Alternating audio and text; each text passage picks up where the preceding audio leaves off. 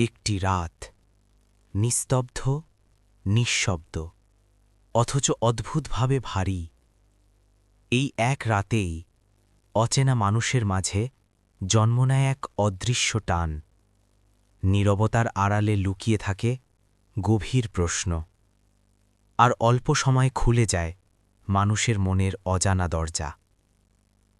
রবীন্দ্রনাথ ঠাকুরের লেখা এক রাত্রি, একটি গল্প যেখানে ঘটনা কম কিন্তু অনুভূতির গভীরতা অসীম। চোখে দেখা নয়, এই গল্প অনুভব করতে হয় হৃদয় দিয়ে। শুনুন রবীন্দ্রনাথের এক অনন্য সৃষ্টি, শুধু এই চ্যানেলেই।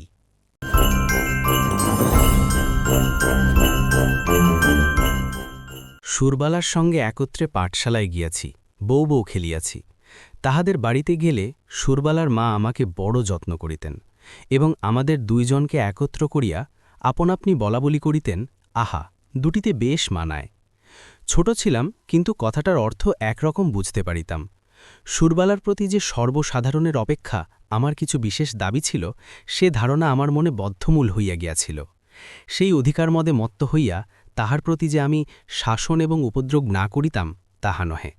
সেও সহিষ্ণুভাবে আমার সকল রকম ফরমাস খাটিত এবং শাস্তি বহন করিত। পাড়ায় তাহার রূপের প্রশংসা ছিল, কিন্তু বর্বর বালকের চক্ষে সে সৌন্দর্যের কোনো গৌরব ছিল না।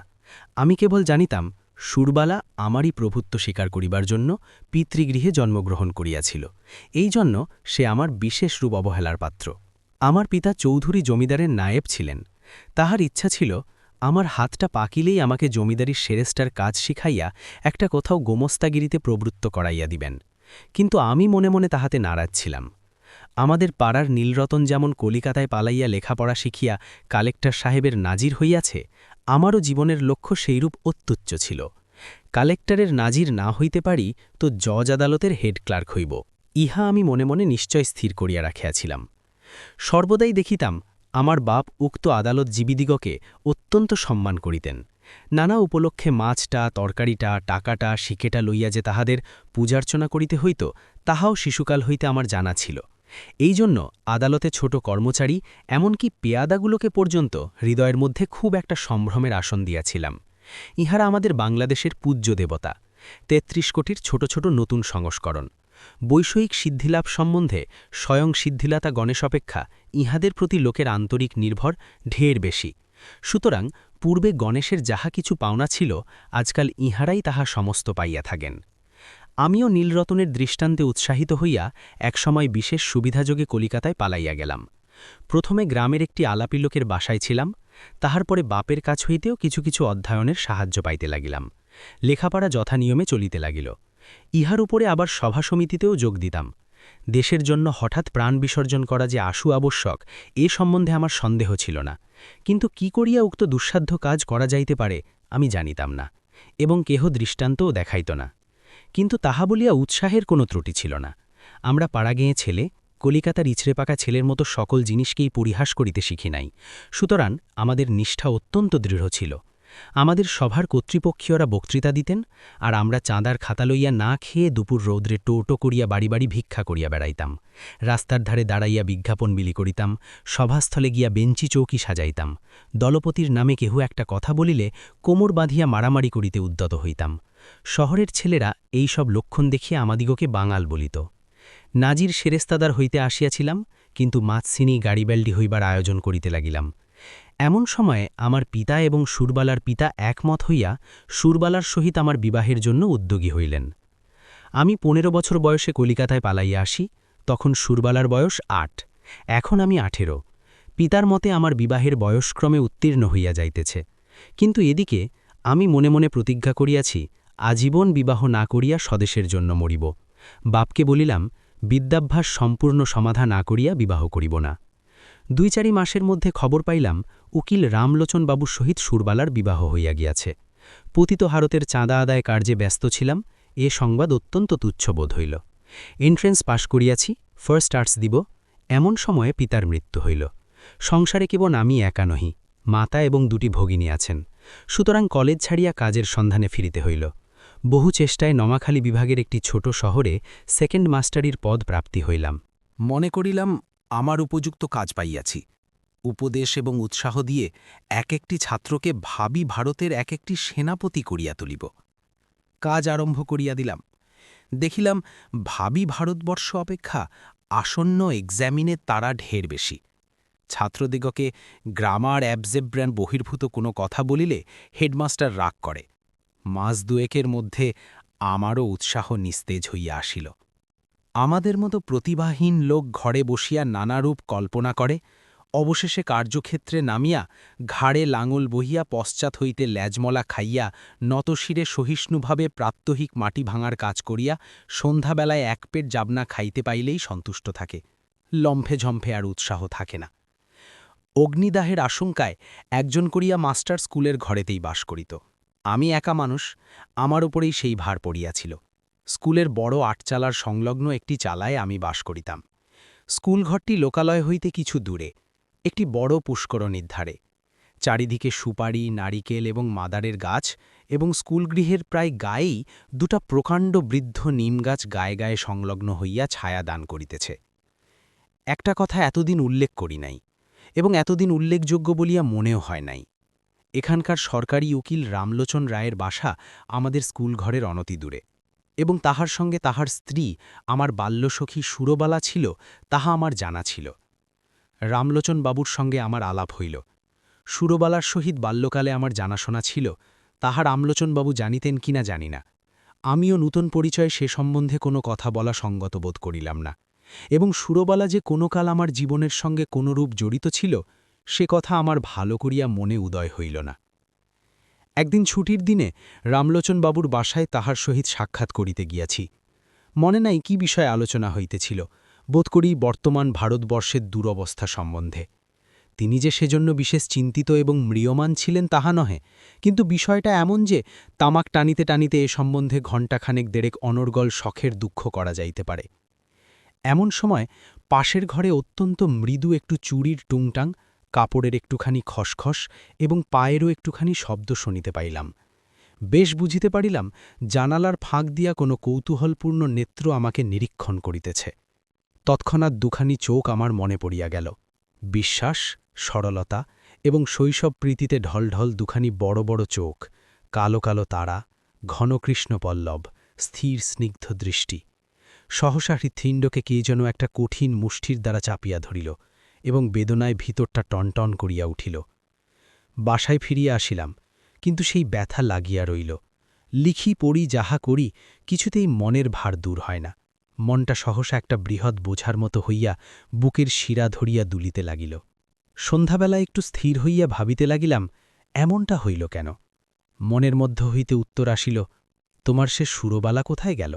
আমি প্রত্যুত্তরে বলিলাম, আমি তো তাহাকে ইচ্ছা করিয়া ছাড়িয়া দিয়াছি, সে কি চিরকাল আমার জন্য বসিয়া থাকিবে? মনের ভিতরে কে বলিল, তখন যাহাকে ইচ্ছা করিলেই পাইতে পারিতে, এখন মাথা খুঁড়িয়া মরিলেও তাহাকে একবার চক্ষে দেখিবার অধিকারটুকুও পাবে না। সেই শৈশবের সুরবলা তোমার যত কাছেই থাকুক, তাহার চুরির শব্দ শুনতে পাও, তাহার মাথা ঘষার গন্ধ অনুভব করো, কিন্তু মাঝখানে বরাবর করিয়া একখানি করিয়া দেওয়াল থাকিবে। আমি বলিলাম, তা থাক না, সুরবলা আমার কে? উত্তর শুনিলাম, সুরবলা আজ তোমার কেহই নয়, কিন্তু সুরবলা তোমার কি না হইতে পারিত। সে কথা সত্য, সুরবালা আমার কি না হইতে পারিত। আমার সবচেয়ে অন্তরঙ্গ, আমার সবচেয়ে নিকটবর্তী, আমার জীবনের সমস্ত সুখদুঃখ ভাগিনী হইতে পারিত। সে আজ এত দূর, এত পর। আজ তাহাকে দেখা নিষেধ, তাহার সঙ্গে কথা কওয়া দোষ, তাহার বিষয়ে চিন্তা করা পাপ। আর একটা রামলোচন কোথাও কিছু নাই, হঠাৎ আসিয়া উপস্থিত, কেবল গোটা দুয়েক মুখস্থ মন্ত্র পড়িয়া সুরবালাকে পৃথিবীর আর সকলের নিকট হইতে এক মুহূর্তে ছোঁ মারিয়া লইয়া গেল। আমি মানব সমাজের নতুন নীতি প্রচার করিতে বসি নাই, সমাজ ভাঙিতে আসি নাই, বন্ধন ছিঁড়িতে চাই নাই। আমি আমার মনের প্রকৃত ভাবটা ব্যক্ত করিতেছি মাত্র। আপন মনে যে সকল ভাব উদয় হয়, তাহার কি সবই বিবেচনা সঙ্গত? রামলোচনের গৃহভিত্তির আড়ালে যে সুরবালা বিরাজ করিতেছিল, সে যে রামলোচনের অপেক্ষাও বেশি করিয়া আমার, একথা আমি কিছুতেই মন হইতে তাড়াইতে পারিতেছিলাম না। এরূপ চিন্তা নিতান্ত অসঙ্গত এবং অন্যায়, তাহা স্বীকার করি, কিন্তু অস্বাভাবিক নহে। এখন হইতে আর কোনো কাজে মনঃসংযোগ করিতে পারি না। দুপুরবেলায় ক্লাসে যখন ছাত্রেরা গুনগুন করিতে থাকিত, বাহিরের সমস্ত ঝাঁ করিত, ঈষৎ উত্তপ্ত বাতাসে নিমগাছের পুষ্পমঞ্জরীর সুগন্ধ বহন করিয়া আনিত, তখন ইচ্ছা করিত জানি না। এই পর্যন্ত বলিতে পারি, ভারতবর্ষের এই সমস্ত ভাবী আশাস্পদদিগের ব্যাকরণের ভ্রম সংশোধন করিয়া জীবনযাপন করিতে ইচ্ছা করিত না। স্কুলের ছুটি হইয়া গেলে আমার বৃহৎ ঘরে একলা থাকিতে মন টিকিত না, অথচ কোনো ভদ্রলোক দেখা করিতে আসিলেও অসহ্য বোধ হইত। সন্ধেবেলায় পুষ্করিণীর ধারে সুপারি নারিকেলের অর্থহীন মর্মর্ধ্বনি শুনিতে শুনিতে ভাবিতাম, মনুষ্য সমাজ একটা জটিল ভ্রমের জাল। ঠিক সময়ে ঠিক কাজ করিতে কাহারও মনে পড়ে না, তাহার পরে বেঠিক সময় বেঠিক বাসনা লইয়া অস্থির হইয়া মরে। তোমার মতো লোক সুরবালার স্বামীটি হইয়া বুড়ো বয়স পর্যন্ত বেশ সুখে থাকিতে পারিত। তুমি কিনা হইতে গেলে গ্যারিবাল্ডি এবং হইলে শেষে একটি পাড়াগেন স্কুলের সেকেন্ড মাস্টার। আর রামলোচন রায় উকিল, তাহার বিশেষ করিয়া সুরবালারই স্বামী হইবার কোনো জরুরি আবশ্যক ছিল না। বিবাহের পূর্ব মুহূর্ত পর্যন্ত তাহার পক্ষে সুরবালা যেমন, ভবশঙ্করীও তেমন। সেই কিনা কিছুমাত্র না ভাবিয়া চিন্তিয়া বিবাহ করিয়া সরকারি উকিল হইয়া দিব্যি 5 টাকা রোজগার করিতেছে। যেদিনে দুধে ধোঁয়ার গন্ধ হয় সেদিন সুরবালাকে তিরস্কার করে, যেদিন মন প্রসন্ন থাকে সেদিন সুরবালার জন্য গহনা গড়াইতে দেয়। বেশ মোটাসোটা, চাপকান পরা, কোনো অসন্তোষ নাই। পুষ্করিণীর ধারে বসিয়া আকাশের তারার দিকে চাহিয়া কোনোদিন হাহুতাস করিয়া সন্ধেযাপন করে না। রামলোচন একটা বড় মকদ্দমায় কিছুকালের জন্য অন্যত্র গিয়াছে। আমার স্কুল ঘরে আমি যেমন একলা ছিলাম, সেদিন সুরবালার ঘরেও সুরবালা বোধ করি সেইরূপ একা ছিল। মনে আছে সেদিন সোমবার, সকাল হইতেই আকাশ মেঘাচ্ছন্ন হইয়া আছে। বেলা 10টা হইতে টিপ টিপ করিয়া বৃষ্টি পড়িতে আরম্ভ করিল।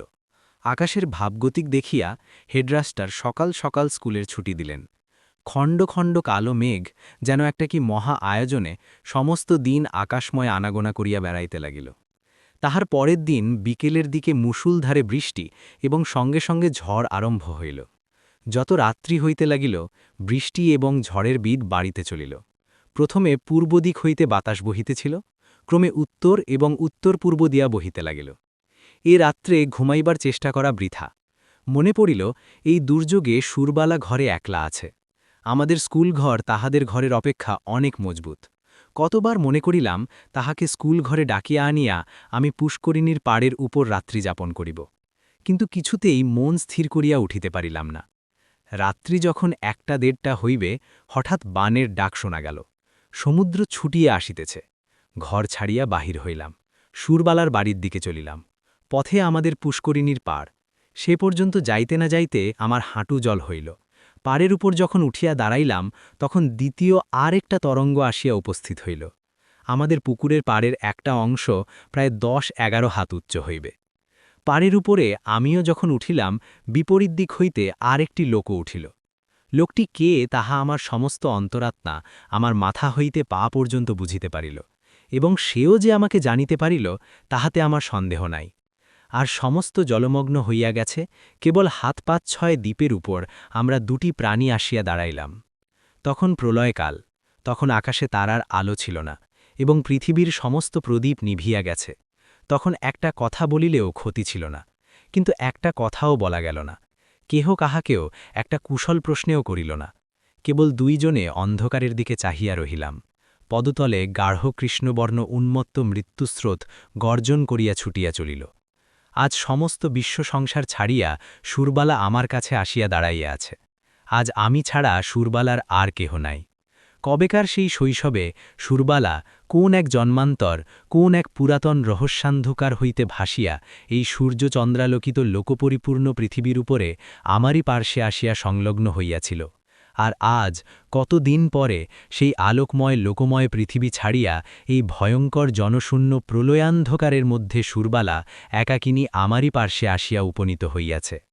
জন্মস্রোতে সেই নবকলিকাকে আমার কাছে আনিয়া ফেলিয়াছিল, মৃত্যুস্রোতে সেই বিকশিত পুষ্পটিকে আমারই কাছে আনিয়া ফেলিয়াছে। এখন কেবল আরেকটা ঢেউ আসিলেই পৃথিবীর এই প্রান্তটুকু হইতে, বিচ্ছেদের এই বৃন্তটুকু হইতে খসিয়া আমরা দুজনে এক হইয়া যাই।